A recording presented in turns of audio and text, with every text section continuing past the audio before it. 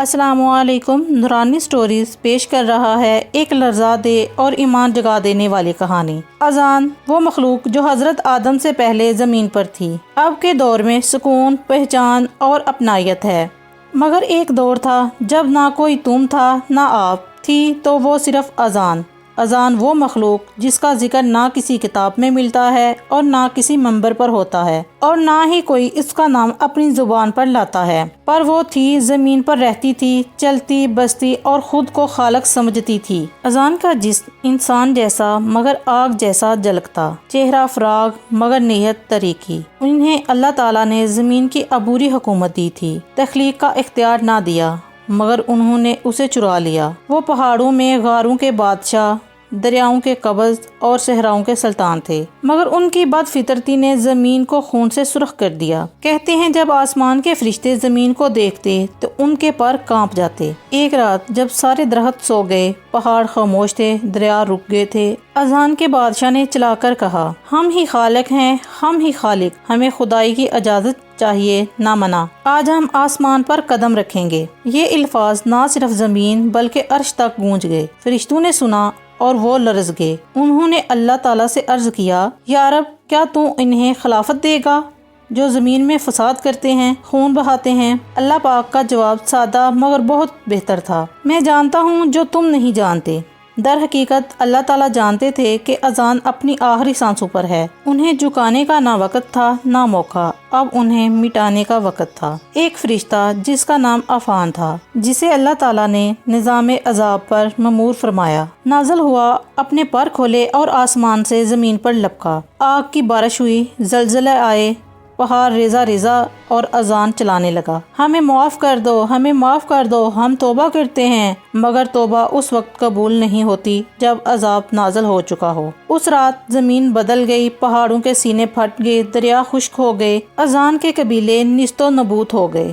صرف ایک روح باقی رہا جس کا نام تھا ابلیس۔ ابلیس اذان کے دور کا آخری نمائندہ، مگر اس کے اندر وہ چیز تھی جسے اللہ نے جلوہ کہا، علم۔ ابلیس نے زندہ رہنے کی دعا مانگی، اللہ پاک نے اس کی دعا قبول کی، مگر فرمایا، تجھے وقت ملے گا مگر ہدایت کا در تیرے لیے بند ہوگا۔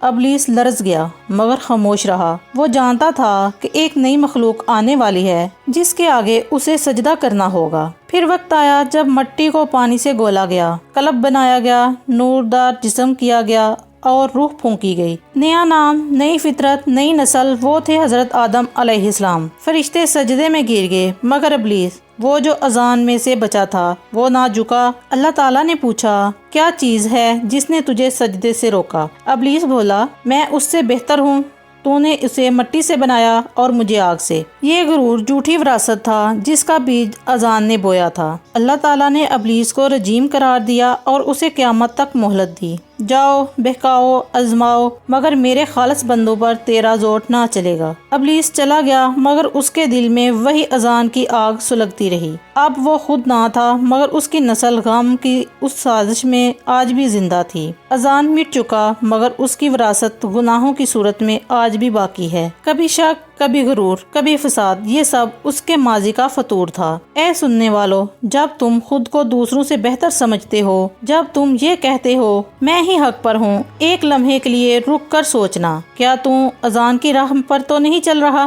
ہمیں خدا نے سجدہ کرایا، فرشتوں سے مگر غرور سے نہیں، عاجزی سے، علم سے، صداقت سے۔ وہ سجدہ ہمیں خلافت دلاتا ہے مگر غرور ہمیں ابلیس بناتا ہے۔ آج بھی زمین میں کئی اذان جیسے لوگ ہیں، وہ جو قصور بناتے ہیں، حکم چلاتے ہیں، مگر آخر میں صرف فنا ان کا مقدر ہوتا ہے۔ حضرت آدم کے وجود سے نور پھیلا اور اذان کی راکھ ہوا میں بکھر گئی، مگر عبرت ان کے قصے میں آج بھی باقی ہے۔ اس حیرت ناک قصے کی روشنی آپ تک پہنچی نورانی سٹوریز کے ذریعے، جہاں ماضی کی آوازیں ان کے ضمیروں کو جھنجھوڑتی تھی۔ دعا ہے ہم ان لوگوں میں ہوں جو علم، فطرت اور عاجزی کے ساتھ اللہ کے بندے ہیں۔ اگر آپ کو ہماری یہ سٹوری اچھی لگی ہے، ہمارے چینل کو لائک، کمنٹ اور سبسکرائب کریں اور بیل نوٹیفیکیشن کے بٹن کو آن کر دیں تاکہ آنے والی ویڈیو کا نوٹیفیکیشن آپ کو سب سے پہلے مل سکے۔